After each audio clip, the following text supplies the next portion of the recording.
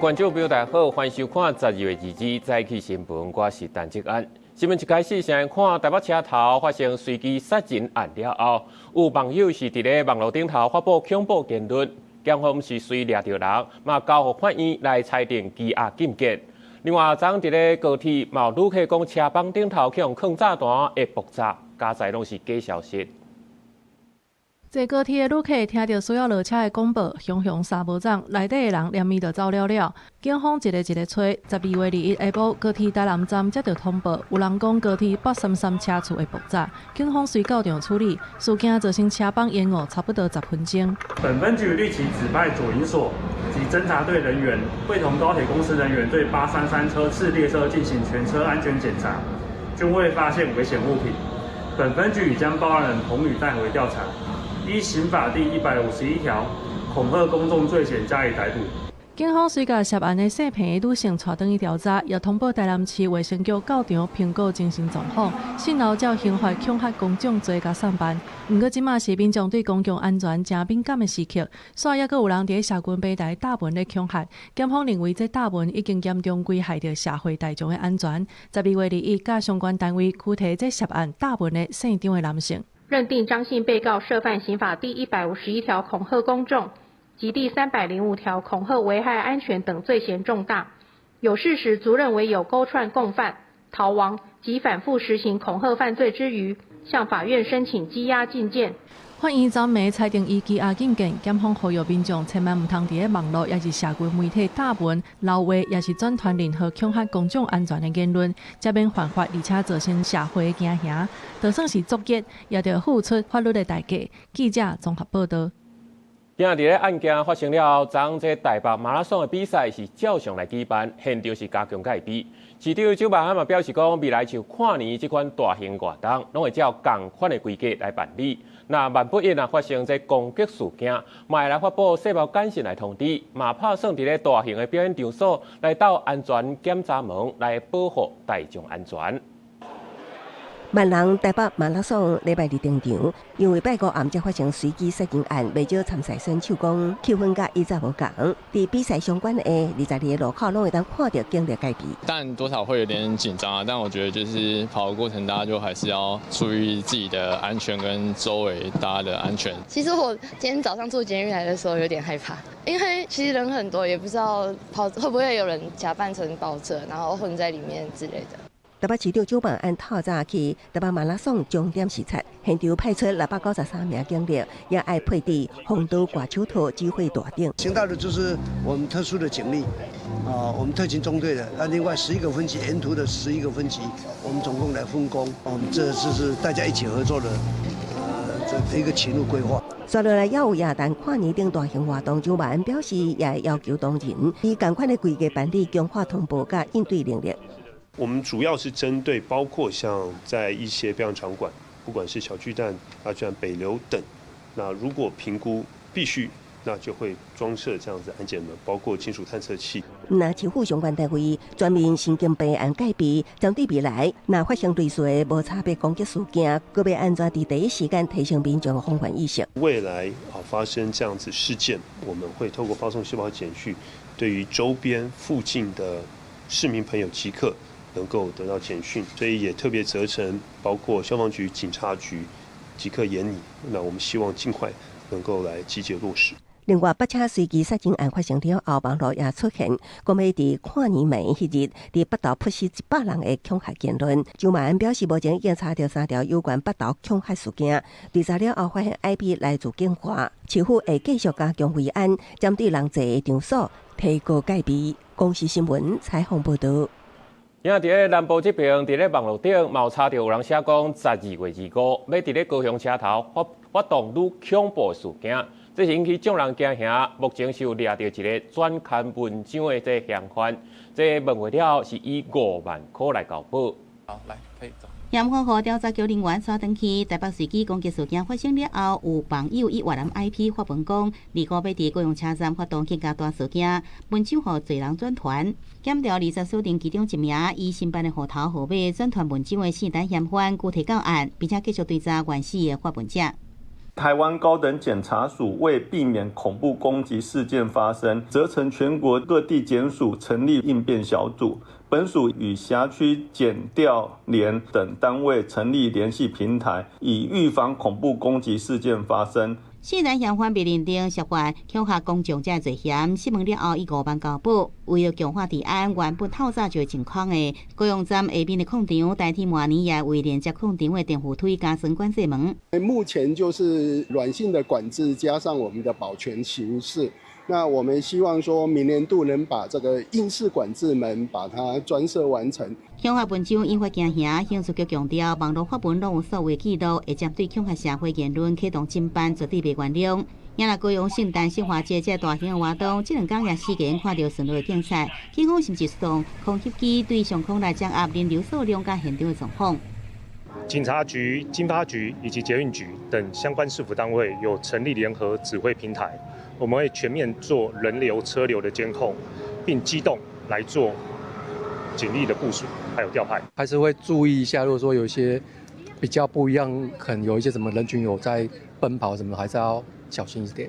随机攻击案件，互人民警觉性提悬。那高雄有游客20伫台南美术馆里馆看到不明的烟雾，官方甲当地人澄清，水雾是日本木雕艺术家的地景艺术作品。开馆日都会定时来释放烟雾，不过若是经过人看袂清楚，就会随停止。记者综合报道。继续来关心天气，今日东北季风的影响，基隆北海岸、大台北山区、甲东半部、甲恒春半岛拢较高会落雨，其他所在是多云好天。咱来看分图。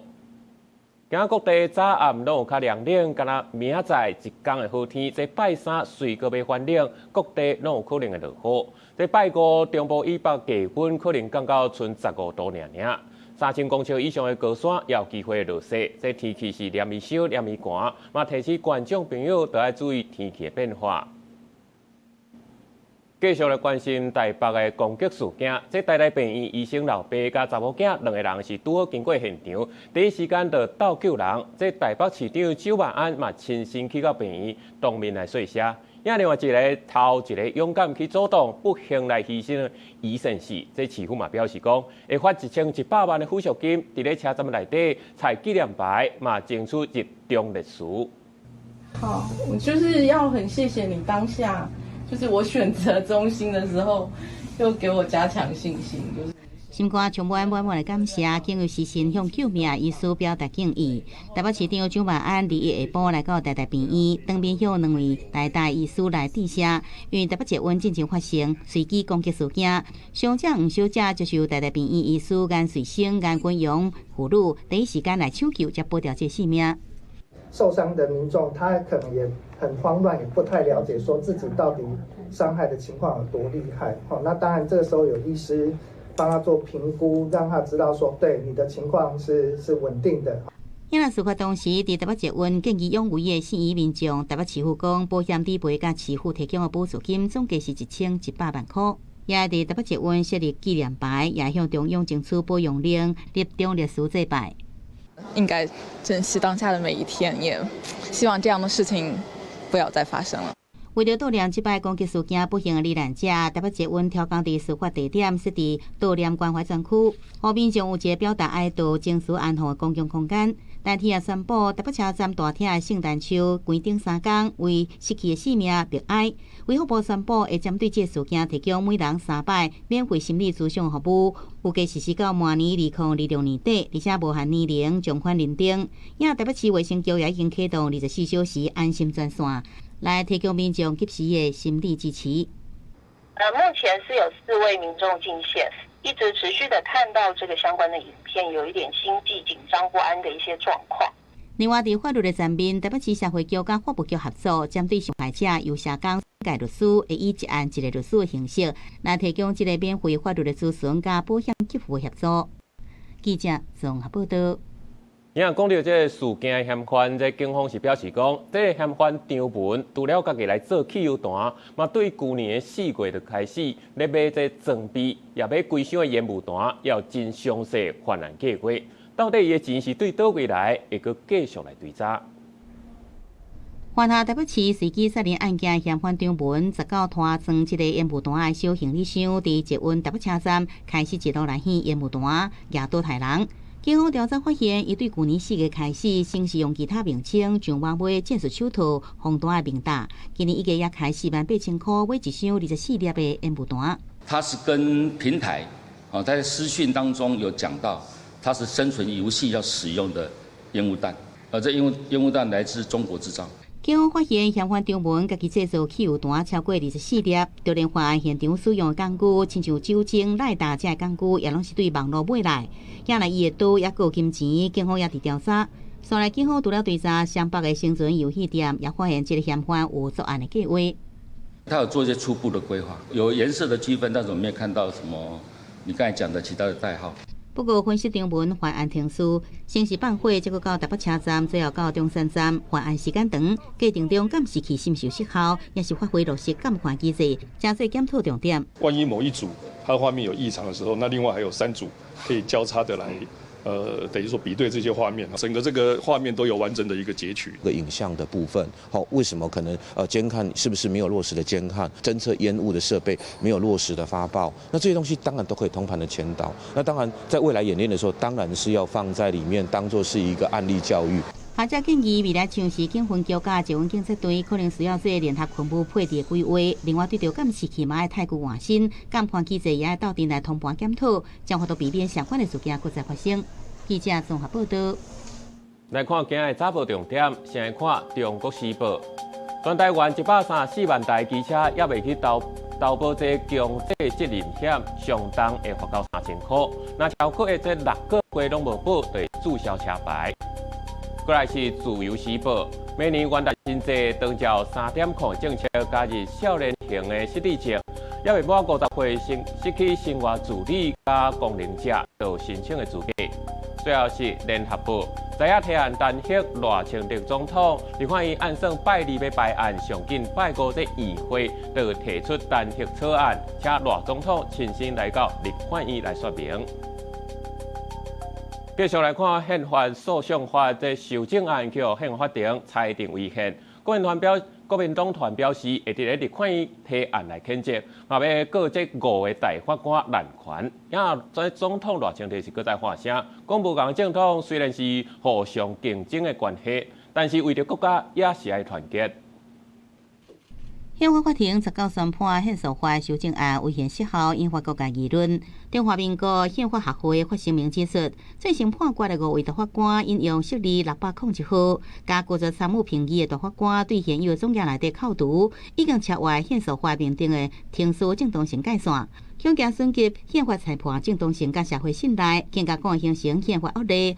同时也呼吁总统甲立法院赶紧补足大法官的缺额。直接根本的质疑这个判决的合法性，那这样子的一个质疑，其实是对于整个宪法的制度是一个非常大的伤害。有法律学者讲，应该尊重宪法法庭的判决。也当初提案修宪诉法的国民党团认为，1814年宪法里第1号判决破坏宪政法制，会伫立法院会提案来谴责，并且会伫22到8院加8检告发宪法法庭加5位大法官夏明阳、卢泰龙、蔡彩珍、陈忠武、尤碧雄滥权失职加刑法枉法裁判罪。它是维持国家宪政体系最重要的一环，主动违法来去做这个判决。本身来讲就应该要受到惩罚。我们的宪法什么时候赋予那5位大法官去免除掉、去排除掉其他大法官的资格？谁给他们这么大的权利啊？民众党团也单位批评5位大法官，同时也有告对总统赖清德的弹劾案，立即提出停止草案。搁在讲的依法邀请赖总统来出席说明。彼此不同政党竞争又合作，但对外我们就是团结一致，我们只有一个国家。赖总统搁再呼吁调野，为着国家应该团结一致。不过，伫宪法法庭判决引起新一波的争论之下，调野对立的气氛，敢若议员是无多缓解。记者综合报道。有一个常在咧讲台海情势，中国网称自称是讲实在话的这饲母人，伊讲有哪像是中国情报单位的人，叫伊来到散布假消息来批评台湾的军事，来打击台湾。这学者就分析讲，这就是中国的认知战，就是要扰乱民心，一定爱较明清。所以呢，今天咱们就来更新一下大罢免之后台海局势的可能性走向。调拍影片分析国际军情甲台海情势，伊是海外中国网前公证会陈武仁。陈武仁最近公布一段，亲像中国情报单位中间人，想要招募伊的对话录音，要求伊散布网络舆论，批评台湾军事部就此打击台湾。你只要客客观观的谈这个台湾现在整个的这个军事方面的有不足的问题，搅乱台湾内部对自己防御的那个信心。KOL 也就是一些社群媒体的红人，企图透过收买的方式来传播错假讯息，影响台湾的民心士气。这是中共惯用的手法，只是更为精致的。学者分析中共即马的大瓜山认知战，看到社群媒体的影响传播力，目的就是要扰乱民心。面对中共文武强悍，咱国一直强化国防力量，向美国采购煞一直延迟交会的66架 F-16V。布拉克70战机其中一架双座型机，头一摆风翕到伫美国进行地面测试，机身顶的国徽甲旗号611清楚看得到。进到厂里面开始组装的有54架了，这个进度其实是一直在赶工。那这个部分我们也跟美国政府提出非常严重的关切。飞式的部分，那这个部分也提早到这个月会开始来进行。顶日空军表示，继续督促厂商官工中12月也会做飞行测试，2026年全数完成高温的规划无变。另外，拄到中日关系紧张的时阵，甲日本首相高市早苗关系密切的自民党代理干事长秋生田光一，连一起带团访问台湾3日，有计会见赖总统。所落来日本朝野也会有我30位国会议员陆续访问台湾。公视新闻采访报道。国际上要紧来看南非的这约翰尼斯堡一间酒吧酒馆，拜六半暝发生枪案，当时有10个凶手是雄枪冲入来扫射，嘛造成9个人死亡，10个受伤，目前是也未抓到凶手。大阵的监视人员进入案发现场，受损的车辆当要互人拖走去。这间伫约翰尼斯堡郊外的酒吧，12月2日天也未光，雄雄互人直直甲开枪。sifika nangempela masivula abantu balele sizame ukubathutha abantu sibathutha ngekiriva sibamawilbhara sibase eclinic。警方表示有9个嫌犯举9公分的手枪，一个人举 AK-47步枪，部分是挂面搭，枪手伫证人离开现场的时继续乌白开枪。10 males alighted from those two vehicles, unprovoked, just randomly shot with headphones, and out of that. 3 people were shot and killed there. 10 were injured, and in that process, 2 other people tried to run away. They got into their black wolf that was here. They were shot and killed while there. 3 other people also, with the group of other people, they were running away. 3 were shot. 警方补充，有2个受害者伫走离开酒吧的时阵被弹到。第3个受害者是一个拄伫附近载客线的客停车司机。这已经是过去3礼拜以来南非第2届酒吧的枪击案。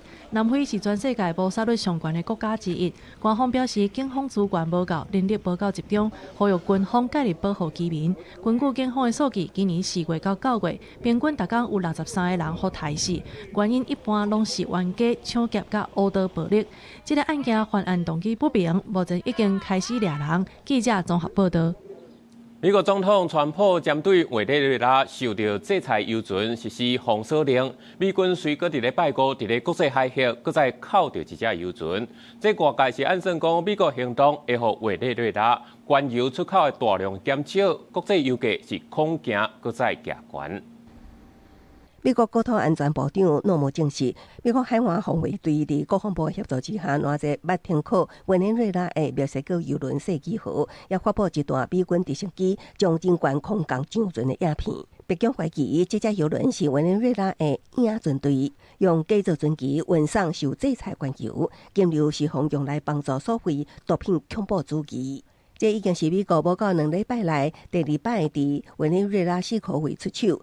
前一摆是伫12月70靠亚油轮船长号，川普4日前才宣布，要对进出委内瑞拉防制裁油轮实施全面封锁。即摆美国讲世纪号是主权停准，同意接受检查。不过海运专家指出，几下个航运资料库显示，这只船登记看起来亲像合法，就算载运的是受制裁关系，犹原属于重大升级，可能是咧协助其他油轮接近委内瑞拉。委内瑞拉政府是发表声明，谴责美军伫公海劫持油轮，强迫失踪船员，指控是国际海贼，违反几项国际法，强调美国施压一定败。委内瑞拉油源会推动经济甲油气发展，枪声会向联合国安理会顶管道提告。过去几个月来，美国以打击拉比地区毒品走私为由，继续伫加勒比海部署大量军力。即马当地已经被视是资金源，为国原油出口大大减少，继续落去可能会推升国际油价。阿根廷右派总统米雷伊俄罗川普对委内瑞拉施压，对解放维国人民有帮助。巴西左派总统卢拉警告，南美洲阁一摆受到外来军事强权困扰，对委内瑞拉的武装干预会为西半球带来人道主义灾难，更为世界开启危险的先例。公司新闻是非常便宜。美国公布已经过往的性犯罪爱普斯坦案件相关的文件，内底是有大量所在拢去用拆污的，讲是要保护这受害者。不过内底却阁出现前总统克林顿等等名人的名，独独就是传播的部分是让人看甲真焦灼，嘛引起这调查不满。在个伫司法部网站顶边公开的爱普斯坦档案，真侪文件甲相片拢有播甲乌乌。司法部讲是为了保护受害者，档案内底也出现真侪有名的人士。亲像前总统克林顿，互提调英国王室头衔的国王的小弟安德鲁，也有名歌手米克·杰格、麦克·杰克逊、戴安娜·罗斯这人做伙翕相相片。不过，这批档案内底更加引人注意的是，明显是无相关甲爱普斯坦熟悉的川普总统。虽然今年伫个公开档案内底，川普早已经出现伫爱普斯坦私人飞机的乘客名单内底。到底翕相也真多，民主党也发现，即摆司法部公开档案内底至少16份档案，刚伫网站出现一天就摕落来啊。像画面上第468份档案，内容就有川普的相片，就已经消息无法度去查看。各界讲司法部长邦迪立场偏激，为川普服务。This is continuing to cast the DOJ in a really negative light, and it's going to attract more and more scrutiny from Congress and from both the Democrats and Republicans. 爱普斯坦涉嫌介绍未成年少女甲款贵宾浏来往，入狱了后自杀身亡。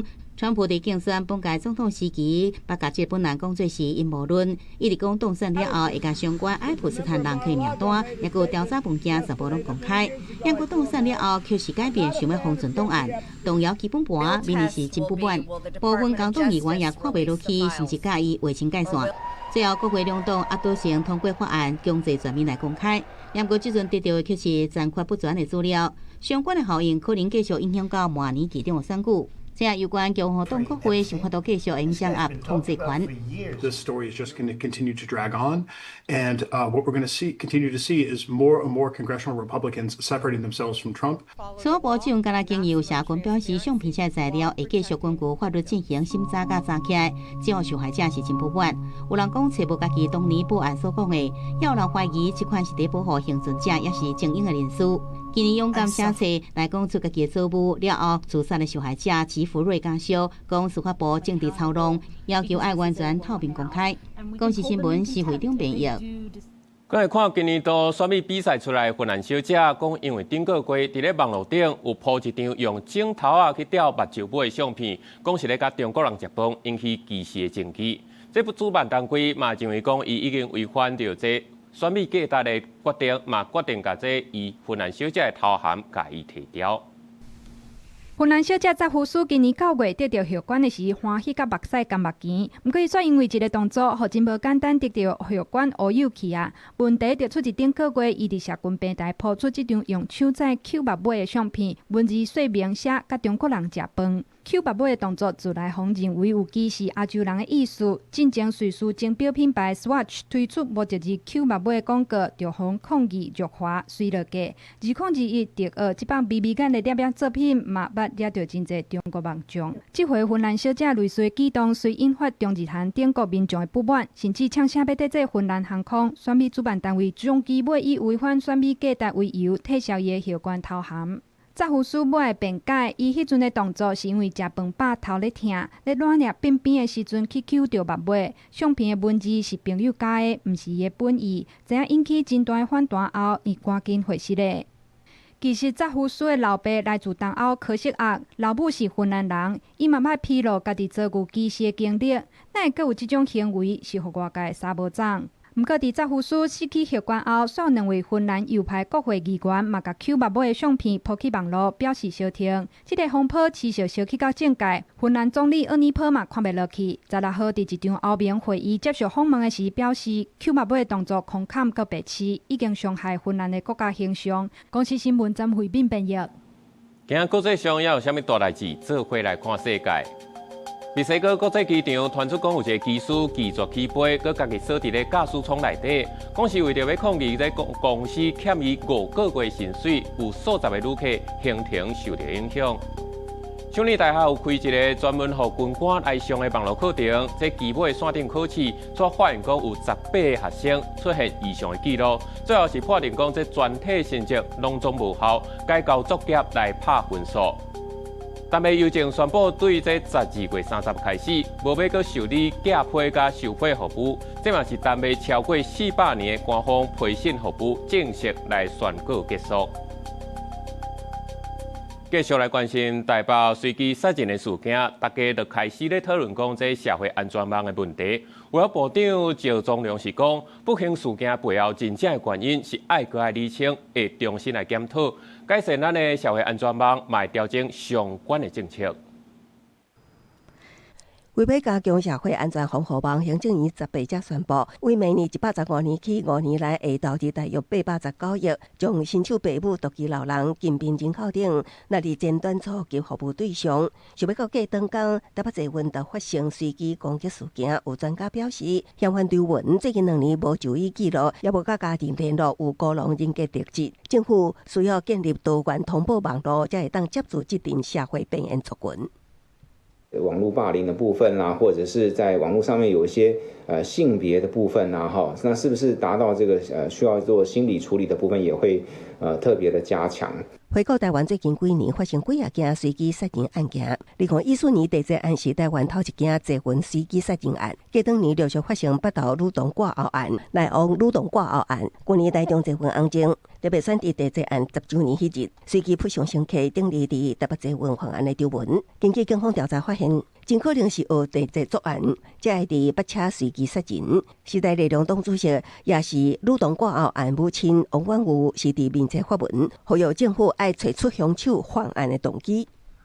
今天这个个案里面呢，那么在过去没有任何的蛛丝马迹的脆弱家庭也好，或者是有药瘾者，好，那么这种的这个提早的警示跟介入，那么他这个是完全没有这个迹象。赵宗良强调，不幸事件背后真正的原因，也爱个厘清，也借着这个事件，政府会重新检讨社安网，倒位也会当做得更较好，甲未来政策要安全调整。社安网的社工甲基层专业能力，大家拢会尽上大的努力。公司新闻采访报道。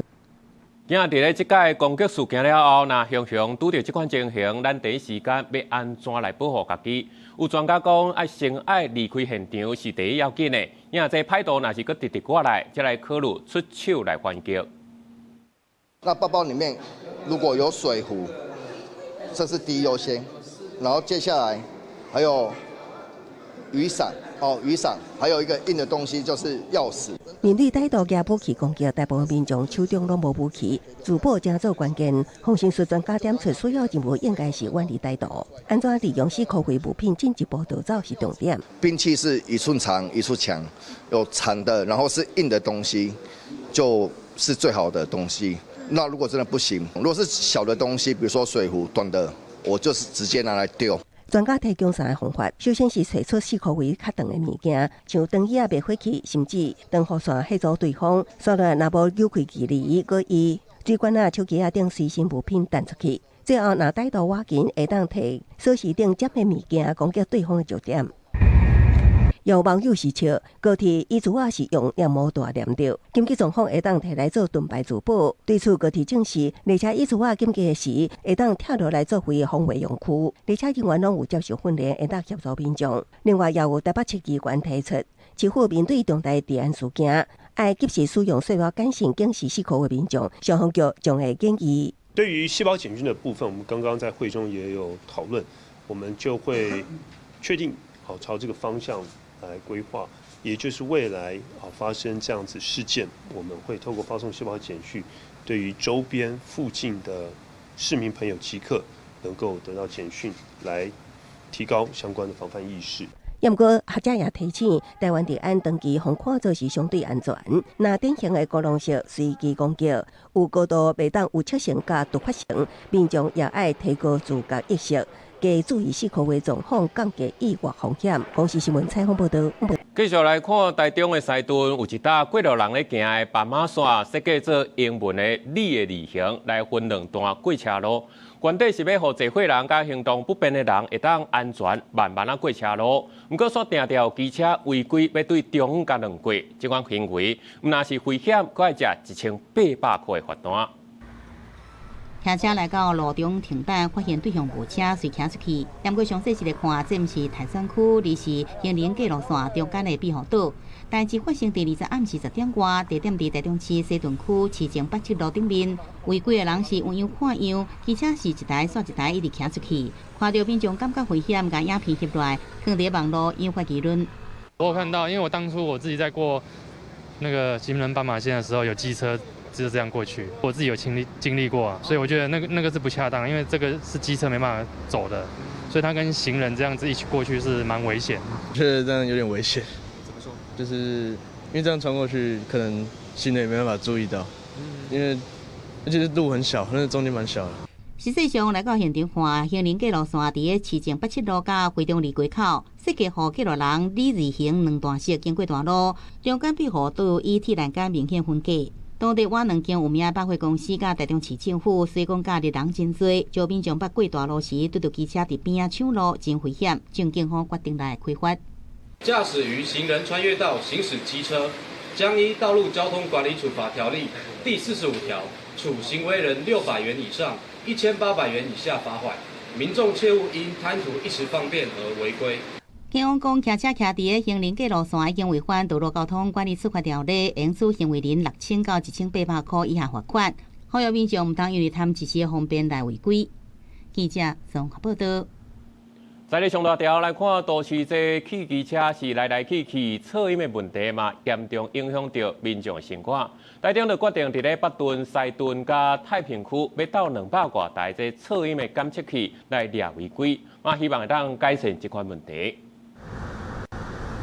一个变车顶汽机车真紧冲出去。台中市北屯路4号位啊，骑家下校真多，不过因为路真大真直，好一连线暗时了后车真多真吵。台中市环保局正伫电火条仔顶面装设智慧化噪音监测器，24小时监测噪音，减少噪音真差情形。就是会突然一声这样，还有就是我们自己也睡不好。我不反对改装车，但是我反对把消音管那些拔掉的扰民行为。对，所以如果有这种设施的话，我是蛮赞成的。民众讲生活作息常常互车声轰叫吵到，赞成环保局加强处理。台中市府讲，都会区人口真多，交通商业活动也真接。头一波经北屯、西屯、太平三大行政区，总共9条路段装设210台监测器，这甲传统的噪音监测器比起来，成本更加低，维护也方便。资料上传了后，结合 AI 大数据来分析，掌握常常发生的所在，就使精准稽查来处理。噪音计的话，如果再加上现在常见的 AI 科技，就是车牌辨识的话，往往一套达到要100万。那目前我们所部件的噪音感测器的话，一座在5万块以内。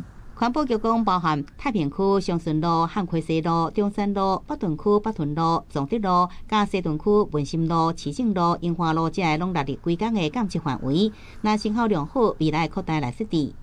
记者综合报道。也讲到这个交通违规，进前台南有请这交通助理员来协助来开单，结果却引起争议。即马这议会是审议通过，讲未来针对3项的违规，包括双排违规停车，还有车停伫咧人行道、停伫咧红线顶头，这交通的助理员拢会使来开单。穿感觉色的架来来回回伫台南的规路小巷内底，对违停的车开罚单。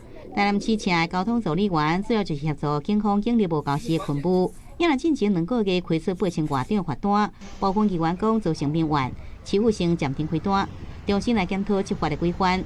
不过最近也传出要恢复较无争议的3项重大违规，像是并排停车、停伫人行道、停伫路口10公尺红线内底，建议要恢复开单来处理。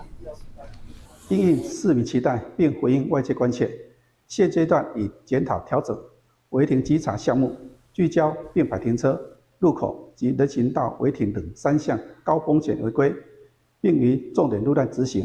我们还是协助别的那个工作，譬如说互统交通整理或交通疏导，一般是以上级的命令为主。如果说以后他就是工作安排我们时段性的出去开单，我们还是以开单为主啊。台南市议会临时会连审满年度预算1100多万审议通过，代表交通助理员确实有存在必要。不过外界质疑交通助理员过去敢若受训练2个月就到现场工作，专业素质是不是有够？执法的界线是不是清楚？民团甲民意代表认为讲罚单安怎开，安怎更加精准，临时讲袂使开，这才是问题重点。3个重大违规，不仅他们是为了自己的方便，其实还会造成人命的伤害。把它检讨过后，那能够尽速的，我们第一我们守住了预算，那第二我们针对助理员未来的勤务，我们也去进行了检讨与改善。他们其实是有经过1个月的专业训练以及1个月的上路实习，认为这些时间已经足够他们学习到所有的违停样态该如何取缔，那该如何判断。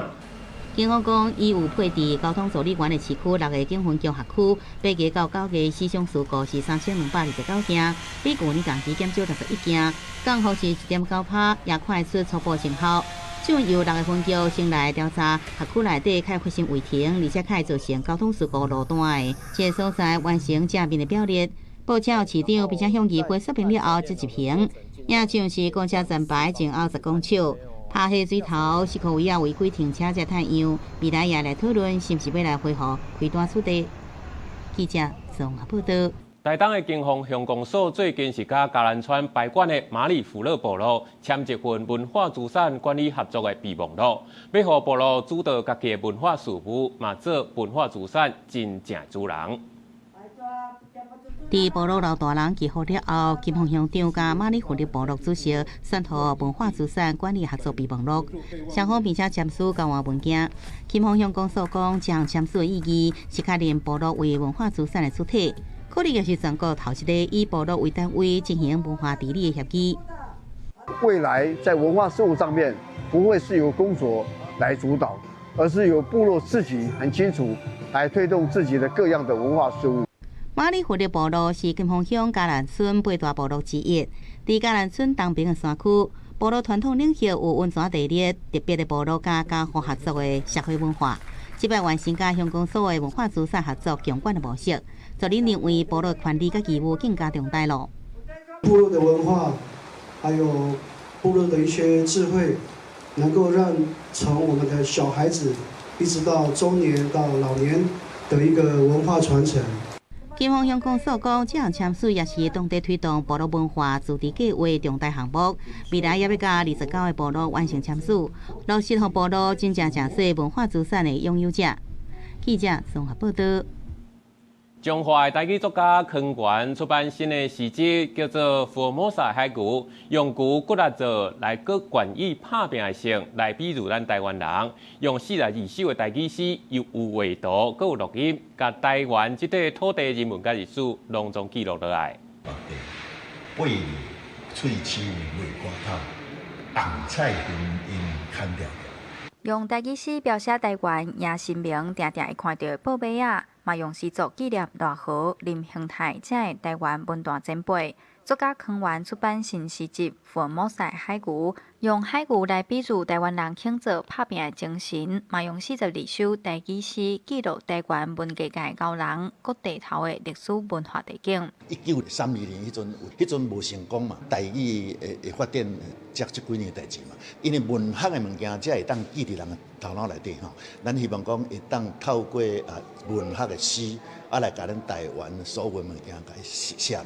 康源指出，台湾伫1932年的台语文运动有一澎湃文学甲音乐的创作，但是后来因为当时的国民政府推行国语政策，台语受打压，一直到这几年的台语创作才个发展起来。即便伊的台语诗创作嘛，搁再邀请爷孙仔牛一念来画图，希望透过文字甲图像的合作，用多元的媒介来呈现台语文学的多元性。画这本册的时阵，会听很多次阿公讲的台语诗，所以我基本上就是照着那个他说的东西，让我自己有什么感觉去画出来。我感觉讲，老师伊写的作品啊，伊是做搭近咱日常的生活，佮有加入因孙仔的画图的物件，会使吸引佮较侪无共款年纪的人来去欣赏伊的作品。康源表示，福尔摩赛海牛除了有文字、图画创作，每一篇诗嘛有提供台语录音通听，希望透过无共世代合作，和台语文学会当更较亲近生活。记者杨淑晴综合报道。《人间》杂志对1985年来创刊，1989年来停刊，短短4年尔，陪伴台湾人对戒严行到戒严的过程。北师美术馆嘛特别找来当时的摄影记者，展出当时记录相片，让观众会当看到80年代台湾人的生活。这个关晓莹先生今年76岁，较早是《人间》杂志的摄影记者。当时伊的作品呈现岛族人辛苦的生活，专门替因发声。因为迄阵1982年的时，政府强制伫人物设置去废了准坑场。虽然《人间》杂志不是一个大众传播，是一个小的杂志，但是呢，这议题，比如讲原住民啦、和农民啦、或工人啦，规个社会伫变动的时阵，很突出的一个状态。这个摄影展览主要是为着要回顾陈映真所办的《人间》杂志。特点人讲，《人间》杂志伫咧1985年创刊，1989年停刊，伫咧4年来，拢总有196位的摄影记者翕5000多张的相片，这寡相片也记录台湾对戒严时期到戒严时期的过程。《人间》杂志是由文字跟影像2个部分所组合起来，在文字的部分有那么多的学者，有那么多的论文去研究了。可是为什么在影像里面却没有？所以我们希望可以藉由这个展览，把这些摄影师从杂志里面拉出来。特点人这届也特别找到当时12位的摄影记者，把因的作品整理出来，而且透过访问来了解当时的社会状况。这个展览对12月20开始会伫咧北师美术馆展出，望大家会当伫咧充满 AI 虚拟的社会，重新看见摄影记录落来真实的内容。记者陈阿选、林旭凯台北报道。台湾音乐馆有珍藏真侪甲音乐相关的资料，但伊嘛拢有音乐人甲因的作品馆出来，那希望会当互文化会当继续传承，嘛要互社会大众更加了解音乐的世界。这个奖杯和唱片是艺人老合作管出来的文物，伊希望将典藏的音乐文物捐予台湾音乐馆。伊讲这个物件捐出来，就是希望音乐的文化会当一代传予一代，互有兴趣的人或者是专业的人，拢会当摕去参考。对本土的音乐，有兴趣，自囡仔时阵到现在，嘛是过了10年的时间。啊，当然我伫遮所做所唱，迄个传承啊，爱交代又好，所以放伫咱迄个戏曲音乐馆是上适合。今年捐音乐文物的人有6位，拢总捐5000多件，包含影像、手稿和出版品等等。文化部表示，今年捐的文物真多元，会当讲是甲台湾的音乐史拢斗起来。今年我们迎来的是包括作曲家的创作，还有学者的田野，还有我们歌手的舞台，都能够同时进入一个公共典藏的一年。这不是典藏品的典藏文物的增加而已，而是能够拼出台湾音乐史中难得一次一个很完整的横切面。文化部和音乐人拢表示讲，希望透过这管出来的物件来呈现台湾音乐的跨度，唔那敢若是典藏尔，嘛希望有机会将这个文物搁再创作演出，打造出新的生命，推动台湾文化向前行。记者陈心彤、曾俊佑台北报道。日本国内即马要上买2只鸟禽，每年1月就要送回去中国啊。到时也是日本50多年以来头一届全国拢看袂到鸟禽的状况。胖达稳稳啊在食竹啊，外围的民众摕手机啊一直翕。这对双生啊胖达，2021伫日本一出世，就变做东京上野动物园上受欢迎的动物名称。不过，照中日两国的协议，2只胖达的所有权属于中国，只是暂时借予日本。也若租约是到明年2月，留伫日本的时間敢若剩2個月。パンダずっと日本にいてほしい。中国のものっていうのは分かってるけれど、日本で生まれたねパンダちゃんなんで。ずっと上野にいてほしいです。动物园预期伫胖达离开进前会有足侪游客，所排限制一个人简单会当看1分钟，也按算推出线顶注文系统甲抽考参观等新规则。日本境内目前简单剩这对双生啊胖达，中日胖达外交历史会当追溯到1972年。自中日关系正常化以来，中国定期会借胖达予日本做两国关系友好的象征。明年2月，这对双生啊离开东京以后，将会是日本53年来頭一擺無任何一隻胖達。やはり、上野動物園で生まれた初めての双子のパンダという意味で、そこの部分で非常に、大きな意味があったというふうに思っております。繰り返しになってしまうんですけど、この双子の誕生というのは本当に私たちにいろんな意味で、経験とそれから、感動を与えてくださいました。本当に感謝。虽然日本民众真唔甘胖達，但是中日兩國近期關係緊張，外界認為短期內要繼續招，還是安排新胖達機率應該保懸。由派準編譯。那讲到羅西亞甲烏克蘭戰爭，拍到即馬已經將近4年啊！這受害唔那是烏克蘭的國民，這羅西亞民眾的生活也受到相當的衝擊。有媒體就表示講，一個莫斯科好野人的社區，這高級商店攏已經關掉啊！有專家嘛表示講，受到這戰爭甲國際制裁，造成講這羅西亞物價是直直起懸，民眾的消費力也在衰退，業者的壓力是愈來愈重。店門口大大的標示寫出租，也是打告示，表示當咧徵收。佇羅西亞首都莫斯科的好野人社區主教祠堂，較早太多家攏是穿名牌、開名車的好野人。毋過在地民眾觀察到，當地開的店家當咧大洗牌。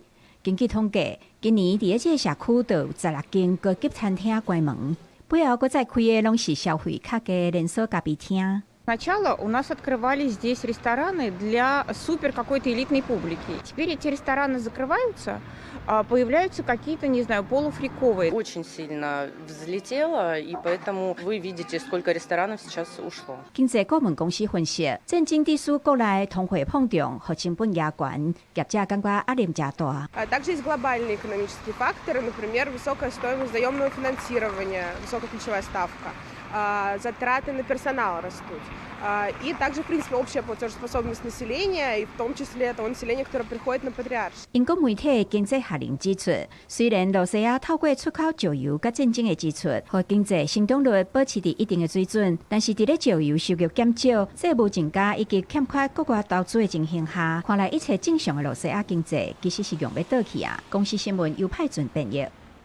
剛才看全世界上寒的城市，伫咧羅西亞西伯利亞雅庫茨克，即來講已經降到零下45度啊。不過，這當地人是講，這零下45度也唔是上寒，因為因遐捌降到這零下60度左右。種人是已經慣勢啊，照常上班上課嘛，正常過日。當個魚啊，像魚仔邊共款，一尾一尾插甲滴一滴，就算是佇日下。室外氣溫要是比冷凍庫低2倍。Какая погода сегодня? 50 есть? Нет, по-моему, 45. Не 50, 50 нету. 45. 这是洛西亚西佩里亚东部的城市，萨哈共和国的首府雅库祖克。当入冬，15日气温就降到零下45度，这一向被看作是全球上高的城市。Какие самые холода стояли здесь? 55, наверное. 55. Это, ну, таких холодов давно не было. 根据住伫遮的在地人讲，差10度是差真济，零下45度的天气还算温和。不过只要有2大保暖的物件，较寒就唔惊。А что нужно, чтобы не мерзнуть? Надо одеваться хорошо. И горячий чай пить почаще. Если на улице. В термосе. Мы с собой в термосе чай берем. Есть такое выражение. Нет плохой погоды, есть плохая одежда. Одевайтесь теплее. Все прекрасно. С наступающим. 落雪的天气已经是寒人的日常生活。虽然学校改用线顶上课，不过大众运输甲公司也是正常运作。路人的过路人是规分书包甲密密。Ой, ощущается очень холодно, конечно, по утрам, особенно когда вот отвезу дочку в садик. Очень холодно, и вечерами тоже холодно. 袂少在地人表示，虽然低温是真寒，不过只要无扣风、穿雨袖，也是真享受这种寒寒的生活。公司新闻林义祖编译。天气报你知，今仔受到东北季风的影响，基隆北海岸甲大台北山区、东半部甲恒春半岛较高落雨，其他所在是侪云好天。早暗的温差会差真济。下半部的天气写款来看详细资料。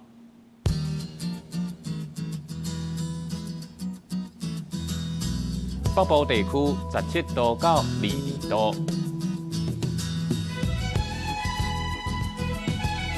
中部地区15度到26度，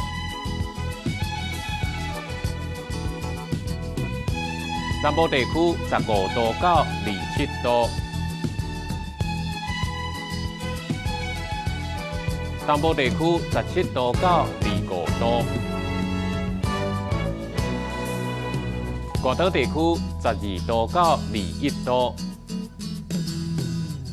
还有未来3天的天气。